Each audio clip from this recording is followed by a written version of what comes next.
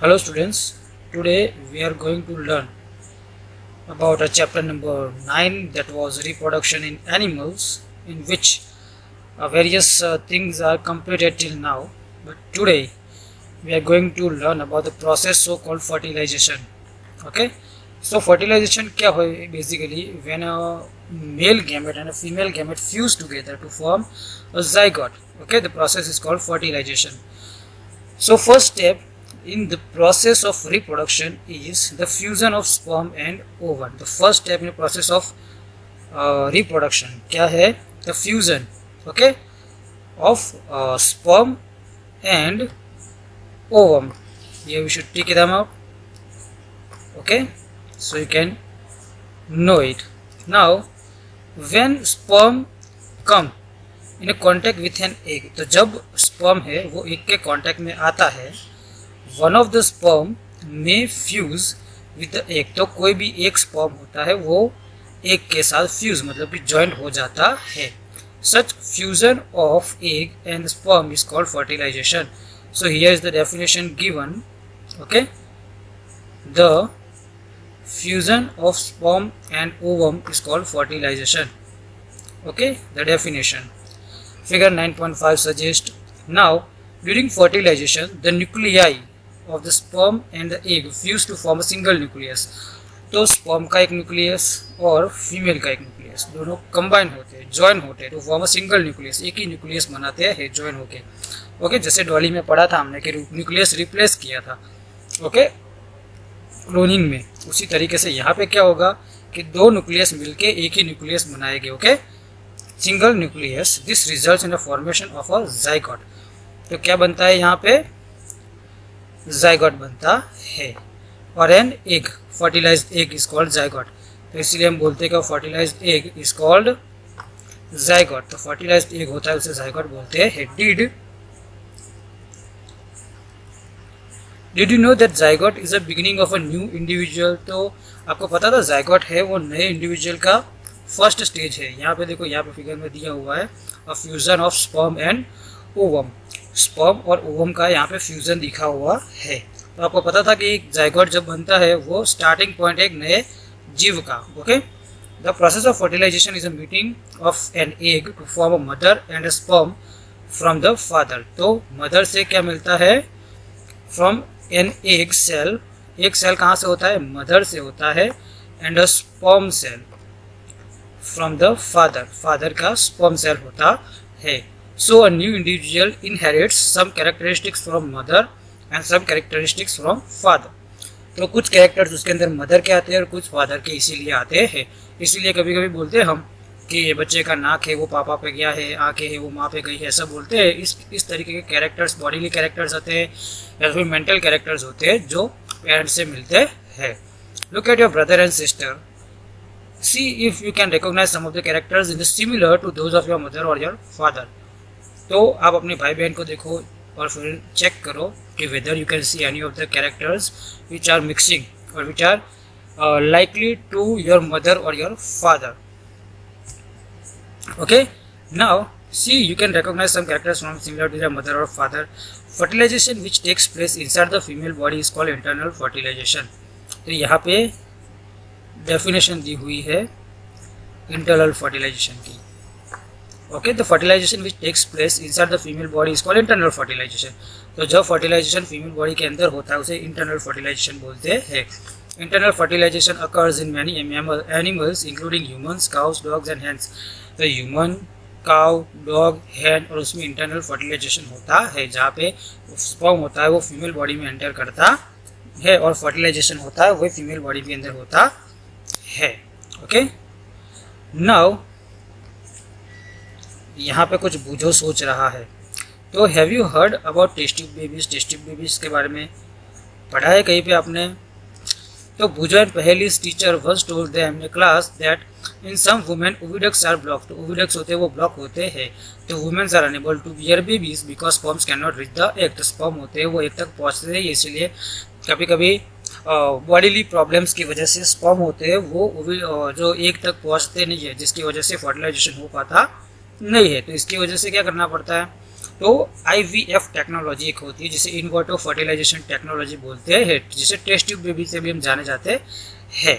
In such cases doctors collect the freshly released egg and sperms, जो freshly released egg होते हैं वो लेते हैं और स्पर्म लेते हैं, keep them together for few hours, तो कुछ घंटों के लिए एक साथ में रखते हैं फॉर IVF के लिए।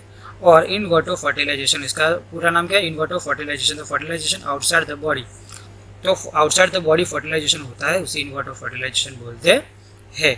इन case of fertilisation occurs the zygote is allowed to develop about a week and then it is placed inside the mother's uterus, तो जाइगोट जब प्रोड्यूस हो जाता है, बन जाता है, फर्टिलाइजेशन हो जाता है, तो वो जाइगोट होता है जो उसे फीमेल यूट्रस के अंदर रखा जाता है ध्यानपूर्वक, फिर वहीं पर डेवलप होता है।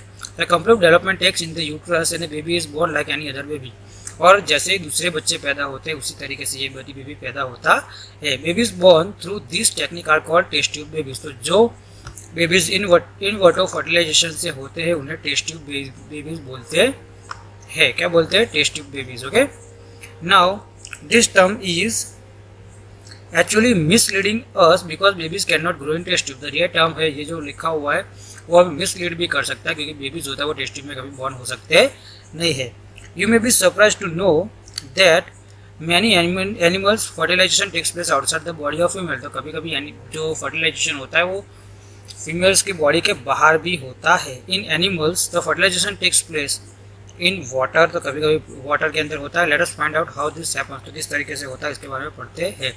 विजिट सम पॉन्ड्स और slow flowing streams during springs और रेनी सीजन, तो स्प्रिंग और रेनी सीजन में स्लो फ्लोइंग स्ट्रीम्स होते हैं या पॉन्ड्स के अंदर आप विजिट कर सकते हो। Look at the clusters of frogs eggs floating on a water, तो फ्रॉग के एग होते हैं वाटर के ऊपर फ्लोट कर रहे होते हैं, आप उनको देख सकते हो, क्लस्टर्स होते हैं। ओके, तो आप देख सकते हो। Write down the colour and size of the eggs, तो कलर और साइज एक का आप अप्रोक्सीमेशन करके लिख सकते हैं। ड्यूरिंग द स्प्रिंग और rainy season frogs and toads move to the pond and slowly floating streams. When the male and a female come together in water, male और फीमेल जब पानी में एक साथ होते हैं, the female lays hundreds of egg, तो female होती है वो बहुत सारे एग ले करती है। पर कैसे? ये बिना फर्टिलाइजेशन के एग्स होते हैं, मतलब कि ये खाली ओवम्स होते हैं। Unlike hens egg, frogs eggs can not be covered by shell, तो फ्रॉग्स एग होते हैं वो शेल से कवर होते नहीं है, जैसे कि हैन के एक मुर्गी का अंडा शेल से कवर होता है उस तरीके से कवर होते नहीं है। It is completely very delicate, वो डेलिकेट होता है, वो फूट जाता है। The layer of jelly holds the egg together, jelly जैसा लेयर होता है वो एग को होल्ड करता है, एक साथ पकड़े रखता है। And provides the protection to the eggs, तो वो एग को प्रोटेक्शन देता है। यहाँ पे एग्स दिए गए हैं, आप देख सकते हो यहाँ पे। Okay, now the eggs are laid, the male deposit sperms over them, तो मेल होते हैं उसके ऊपर स्पर्म डिपोजिट कर देते हैं। It sperm swim randomly in the water with the help of its long tail, तो जैसे लॉन्ग टेल होती है स्पर्म में अंदर, वो वाटर के अंदर क्या करता है? तैरता है। And the sperm comes in contact with the egg, तो फिर जब स्पर्म कॉन्टैक्ट एग के कॉन्टैक्ट में आता है this results in a fertilisation. This type of fertilisation in which a fusion occurs, a fusion of a male and female gamete takes place outside the body of a female is called external fertilization. Okay, it is very common in aquatic animals, aquatic animals में ये बहुत common है। It is very common in aquatic animals such as fish, starfish, etc. तो ये fishes और starfish के अंदर common है। Okay, though these animals lay hundreds of egg and release millions of sperms, all the frogs do not get fertilized, तो वो सारे के सारे एक fertilize होते नहीं है and develop into the new individual, ये सारे के सारे नए इंडिविजुअल बन सकते नहीं है। This because the eggs and sperms get enclose to the water movement, तो वाटर मूवमेंट के साथ एनक्लोज होके बह जाते हैं, विंड और rainfall. Also there other animals in the pond which may feed on eggs, तो कुछ अलग जानवर होते हैं जो अंडे खा जाते हैं। This production of a large number of egg, thus तो ऑसिली लार्ज नंबर ऑफ एग्स का प्रोडक्शन जरूरी होता है। And the sperm is necessary to ensure the fertilisation of at least few of them, जो स्पर्म होता है वो कम से कम कुछ का तो फर्टिलाइजेशन कर ही सकता है, इसलिए वो ज़्यादा अंडे देते हैं। Okay, how could such a single cell become a big individual, तो एक छोटा सा सेल बड़ा इंडिविजुअल किस तरीके से बनता है, तो उसके बारे में हम स्टडी करेंगे अपने नेक्स्ट लेक्चर के अंदर। ओके, और नेक्स्ट लेक्चर के अंदर फर्टिलाइजेशन की आगे वाली प्रोसेस जिसे डेवलपमेंट ऑफ एम्ब्रियो बोलते हैं, तो डेवलपमेंट ऑफ एम्ब्रियो हम अपने नेक्स्ट लेक्चर के अंदर स्टडी करेंगे. If you are having any problem in fertilisation process then you can ask me. Okay, till then bye bye, take care, stay home, stay safe in this corona situation. Okay, bye bye, take care, stay home, stay safe, bye.